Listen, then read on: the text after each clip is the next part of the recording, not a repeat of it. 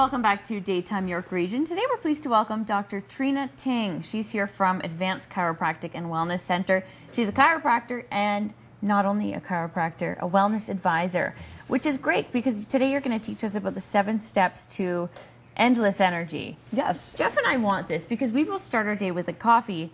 Maybe that's not the best natural approach to boosting your energy and having it last all day. So what are the 7 key steps? Well, these are 7 really easy steps that anybody can do and implement in their lives to improve their energy. So the first is eating in proportion. So you got to make sure that your proteins, your carbohydrates, and your fats are all in portion.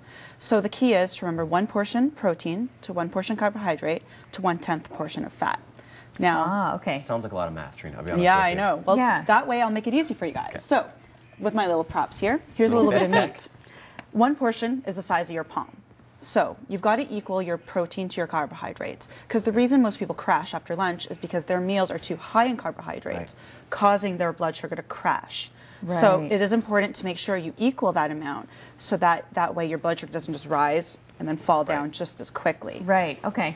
So if you have this much meat, this little, I can't believe this is a portion, but it's true. People need to be reminded of that. Well, so if this is the portion of meat, yes, should the portion of carbohydrates match this size? Yes, you know, is there approximately about the same size. But the key is, if you're not dieting or trying to lose weight, you can eat as many portions as you want, as long as the ratio is in balance. Right. Okay, good to know. And I know that there are some, you know, wellness, I don't want to say diet, but plans that advise that formula to all match up, and that burns more fat. Yeah, and just making sure that your carbohydrates aren't too high as well. Got it. But diets don't work. Lifestyle switches do. Yes. Absolutely. We're talking really quickly there about the sort of sugar rush and crash. And it seems like nowadays people are more interested in that quick 20, 30-minute burn and then just dying out. How do we sort of rest better so we don't need that? Well, another step you can do is making sure you're getting enough water. And that's the second step in the program. So water is H2O, and O is oxygen, which our body needs for energy. It's also needed to cleanse and detoxify our bodies. So that's number 1. If you get enough water in your day, you will improve your energy levels and make sure that you're not crashing again after lunch. Now, the general rule to remember is the number of pounds that your weight is, divide that by 2. And that's the number of ounces of water you should be drinking a day.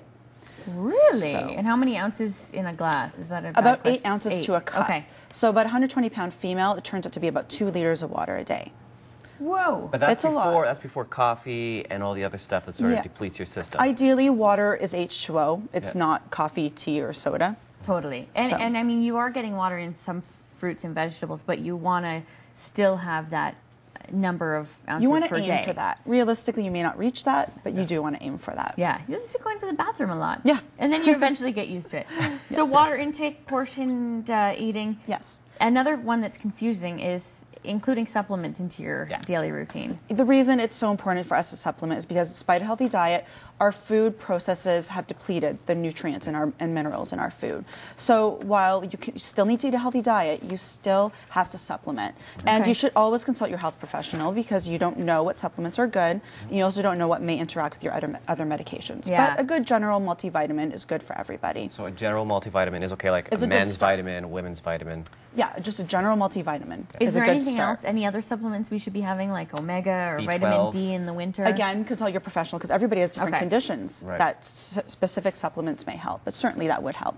Would help, and a multivitamin is something everybody should be taking to start off with. Yep. I love this one. A lot of people don't get enough sleep. Yep, that's true. It's one of the most prevalent problems in our society right now. But, you know, having said that, if you're not getting enough sleep, if you do feel you need to rest or take a nap during the day, what we do is a little trick called powering down. So 2 to 5 times a day for 2 to 5 minutes at a time. Just close your eyes, zone out. And this is when you're allowed to zone out. And it's not sleeping, but it's just focus on your breathing, take a little break, just chill out for a minute. And that's a good little way to make yourself feel more refreshed if you're feeling really exhausted and feel like you need that nap without having to nap, because we all know we can't do that. Will that energize you? I mean, if Jeff, not during the show, but sometime during the day, if we power down for a few minutes and then we, you know, open our eyes again, will we feel energized or more tired? Try it. You'll be surprised. I'm going to try it today. I'll tell you what I do is I take, when I can, a half-hour nap during the day, like in between stuff if I get a chance. Just lay down, close your eyes for a half hour, and that's it. And if you can do that, that's great. And then get up. Don't let it go on too long. If you hit the snooze and you go into the new nap, you know what you get? You get the extra tired. Yeah, No one likes that. don't want that. Absolutely. Okay, so what are some tips to make ourselves make sleep a priority?